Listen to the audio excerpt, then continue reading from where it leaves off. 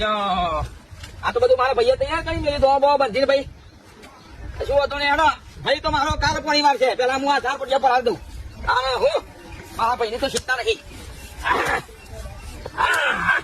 મારા ભાઈ તો કાલ પાણી વાળા તો સાલા ગાળ મારા ઘાસ માર દઉં ભાભી આવો તમારે ચાલે પાણી વાળ્યું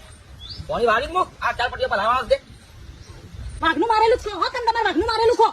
હા કોસા વાઘનું મારેલું ખાઈ સાલ પોતે શિકાર કરા હું સાચો ને શું કામ થઈ ગયો જિંદગીમાં ફરી જાતે ભાગી છે તમે અમે બધું ઠેપાણા કરીને આયા પાઇપો ગોઠવીને આયા અને વાળી લીધું તમે પણ તઈને પટિયા પલાવો છો મારા ભાઈ કાલ માર છે એટલે વચ્ચે વચ્ચે તમે પટિયા કલાકારી તો અમારામ ગણાય કે એવું હતું પૈસા મારો